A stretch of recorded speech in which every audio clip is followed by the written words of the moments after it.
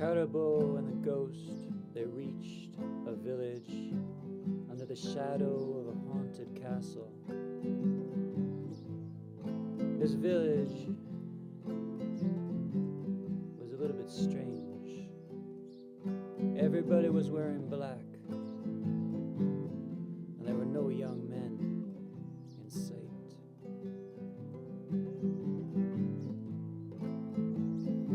Cárabo felt a clinking in his pocket.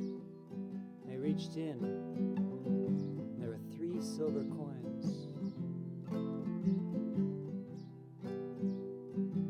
The ghost winked. You go take care of your mortal needs. I have some business to attend to in the cemetery. In the bar, Cárabo ordered a large beer, a larger meal, and an even larger room to spend a few nights, and asked that barman,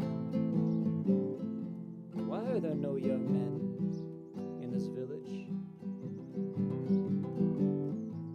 Dead, he said, as he slid a pint in front of the lad. Gavilána, the lady of the castle, has offered her hand to the man who could answer her riddles. All the men failed, and they all paid with their lives.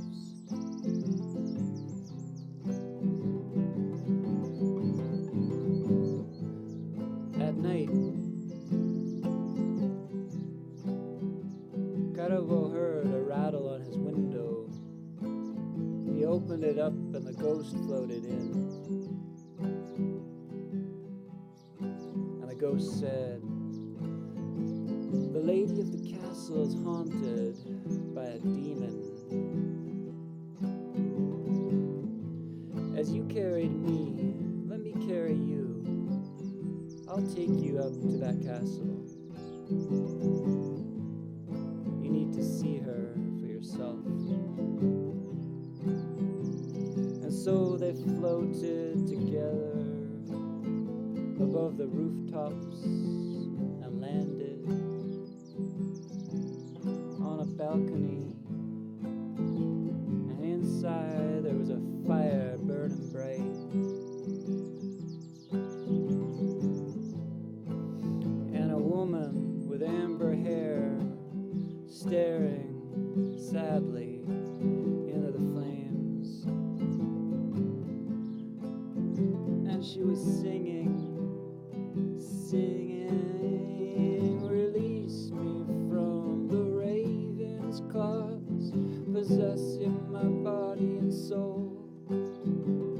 Let me ride the wings of freedom, unlock these chains and thorns. How my heart longs to shine like the sun above a storm. Oh, how my heart longs to love and to be fully loved in return. Cárabo saw clearly now. The maiden's hands were chained with vines and thorns to her chair. And in that moment, the far window opened and a conspiracy of ravens came flying into the room, circling Gavilána.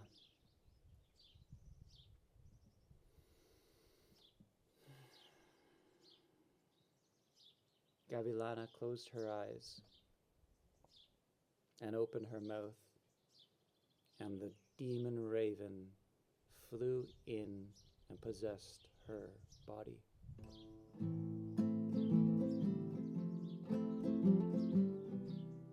Her hair turned black,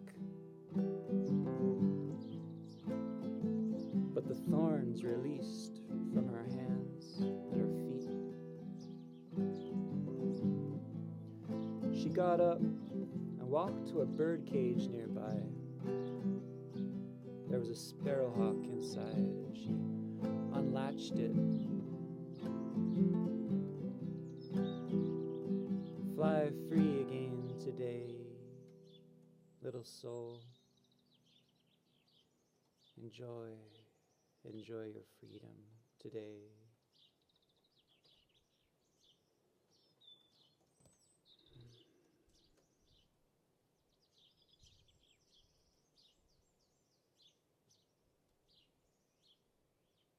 And the sparrowhawk flew away into the dawn. During the days, Cárabo would sleep, and during the nights, he would go again and visit the castle with the ghost. As he slept, one day, he had a vision.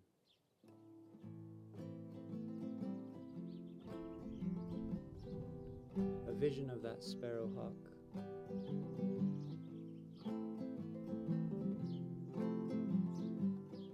She was flying free,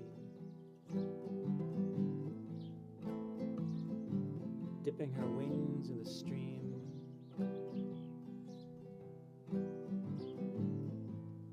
She picked a flower from a field and flew through a window and placed it on an old woman's pillow.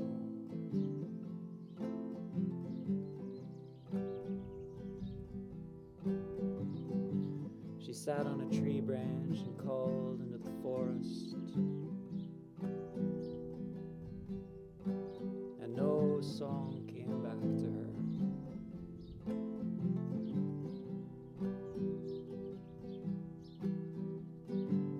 There was so much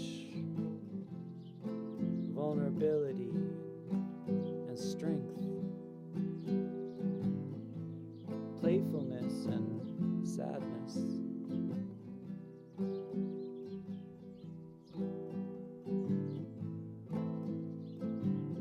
And when Cárabo awoke, he knew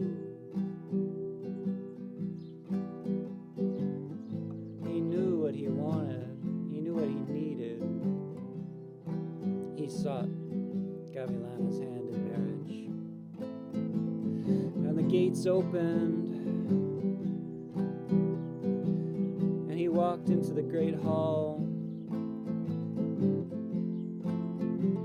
And there before her was Gavilána with her black hair, possessed by the raven demon, smiling, a cruel smile. You know how this works, boy? Cárabo nodded. You are waiting for that one who can love you fully, and who you can love fully in return. That's why I'm here. She laughed. What a fool, she thought. If he only knew who I was.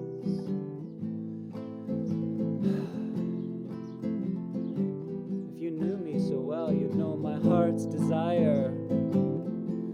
Cárabo said, I do know your heart's desire. Does it not long for freedom? Does it not long to shine like the sun? Does it not long to fly and dance and play again? Does it not long to be caring and kind?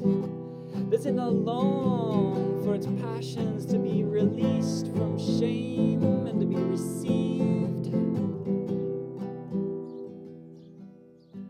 Something cracked. Something cracked in Gavilána's heart. Something opened.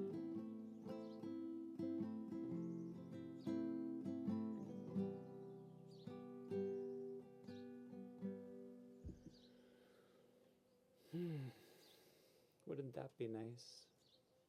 She said, whimsically.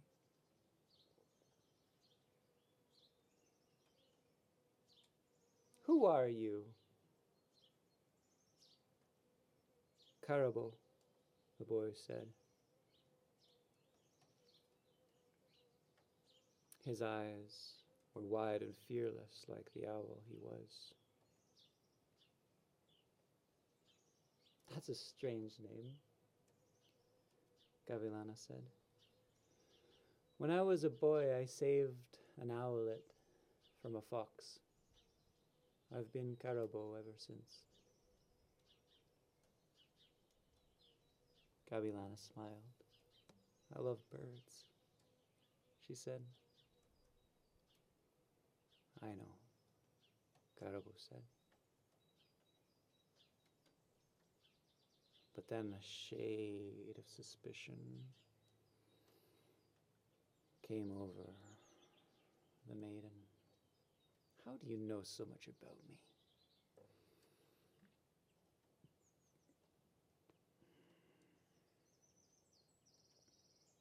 Cárabo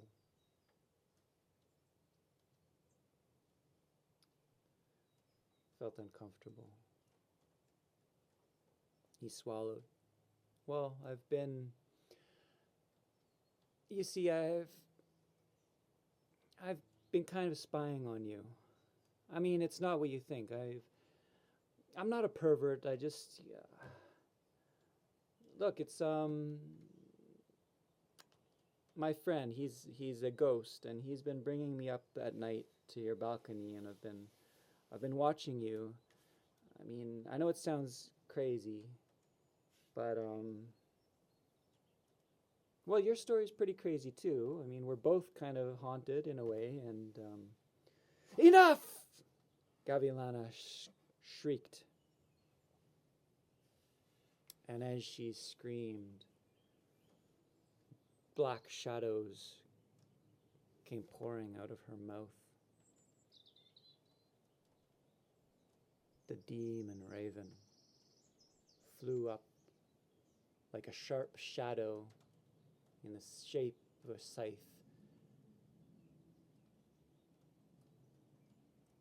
Flying down to decapitate our young hero.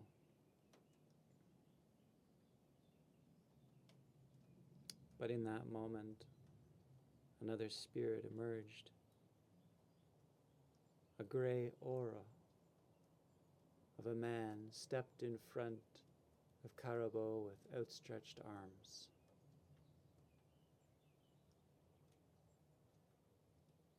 And black magic collided together.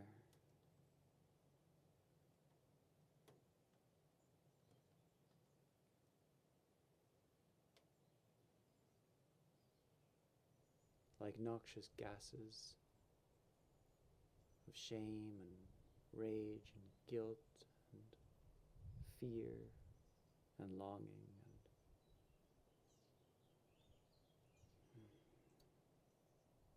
And through it all, Cárabo reached his hand towards Gavilána, and Gavilána reached her hand towards Cárabo.